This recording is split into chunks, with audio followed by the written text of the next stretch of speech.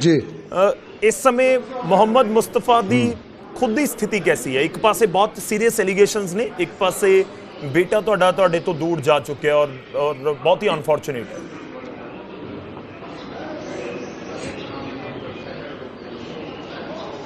मैं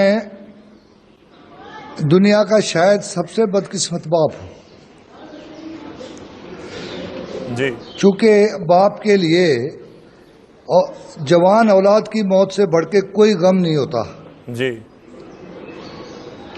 जिन्होंने इस मुसीबत को झेला है वो इसको बता सकते हैं। लेकिन मैं सबसे बदकिस्मत क्यों हूं कि जब मुझे I was grieving in private, जी, मैंने परसों रात तक किसी की कॉल नहीं ली, ऑफलाइन था मैं। बड़े से बड़े अफसर, मेरे साथी, मेरे दोस्त, सीनियर पॉलिटिकल लीडर्स, दिल्ली से, पंजाब से, ब्यूरोक्रेट्स, आई वाज ऑफलाइन। मेरा मैसेज आता था, भाई मैं माफ़ी चाहता हूँ, मैं इस पोजीशन में नहीं हूँ बात कर सकूँ। जी, चूँकि मैं एक बाप हूँ आकिल का।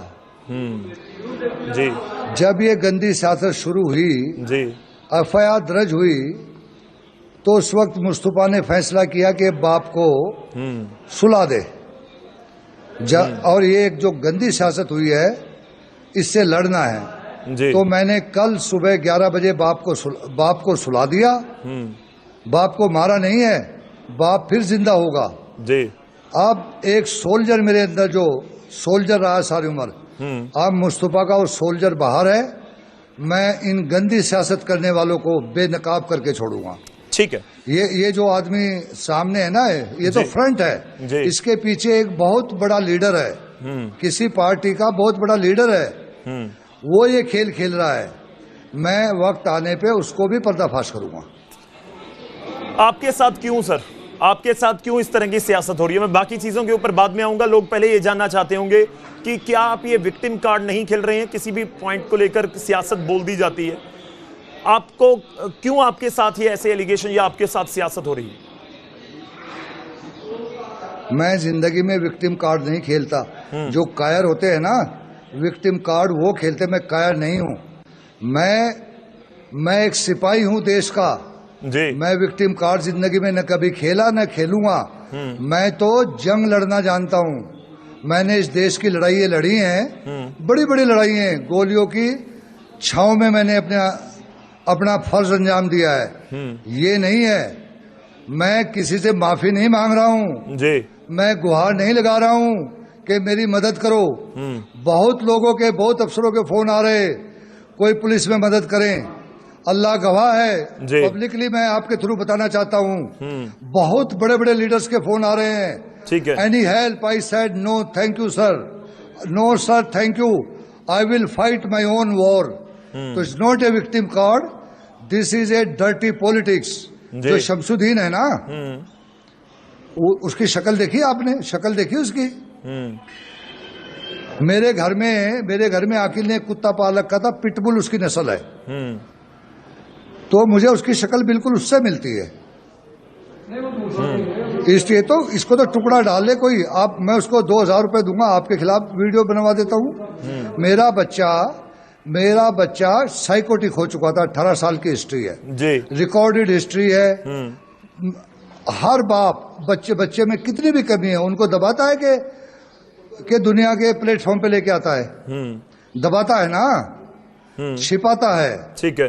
जहां तक मेरे घर में छिपाना 100% मुमकिन नहीं था। चूंकि मेरे घर में 50 लोग होते हैं, सिक्योरिटी वाले होते हैं, काम करने वाले होते हैं, मिलने वाले होते हैं, तो वो सबको पता होता है। लेकिन बाप अपने मुंह से कभी नहीं कहता मेरा बच्चा बुरा है। ठीक है। मेरा बच्चा 2006 से लेके 2025 तक शिकार था, नशे का शिकार था। कभी वो निकल आता था, फिर रिलैप्स हो जाता था, कभी निकल आता था, फिर रिलैप्स हो जाता था। जी, तो ये सोल्जर की जुबान पे आज ये शब्द क्यों आ गए कि आप जो कंप्लेनेंट है, आप उसको कुत्ते के साथ कंपेयर करना शुरू कर रहे हैं? मैं कंपेयर नहीं कर रहा, उसकी शक्ल मिलती है। मैं इसमें क्या कर सकता हूँ? सोल्जर का काम होता है कि जब मुसीबत आए, चाहे वो देश की लड़ाई लड़े, चाहे वो सच की लड़ाई लड़े, चाहे इंसाफ की लड़ाई लड़े। अब है। तो मैं अपनी जाति लड़ाई लड़ रहा हूँ। मैं गाली नहीं दे रहा हूँ, उसकी शक्ल ही ऐसी है जी। उसकी, आप यकीन करें मेरे घर में पिटबुल कुत्ता था, उसके फोटो है, उससे मिला ले। इसकी शमशुद्दीन की शक्ल बिल्कुल पिटबुल कुत्ते से मिलती है। नहीं चलिए देखिए, वो उनको तो शायद ये गाली लग रही होगी, आप बेशक ना कहिए। चलिए हम आगे बढ़ते हैं, मैं शमशुद्दीन के ऊपर फोकस करता हूं, उसके बाद मैं वीडियो का जिक्र करूंगा। शमशुद्दीन की आपके साथ कोई ज्यादती दुश्मनी है? जाती दुश्मनी? नहीं, बिल्कुल भी नहीं, लेना देना ही नहीं। फिर शमशुद्दीन आपके खिलाफ क्यों खड़ा हो गया सर? पहली बात सुनिए मेरी, शमशुद्दीन का लेवल वो नहीं है जिससे मुस्तफा दुश्मनी करे। मुस्तफा की दोस्ती भी बड़े लोगों से है, मुस्तफा की दुश्मनी भी बड़े लोगों से है। तो वो उसका लेवल नहीं, मैं तो उसके बारे में सोचता भी नहीं हूं। मैंने बताया ना आपसे, वो भाड़े का टट्टू है, उसको पैसा चाहिए। अब मैं पॉइंट बाय पॉइंट आपसे बताता हूं। ठीक है।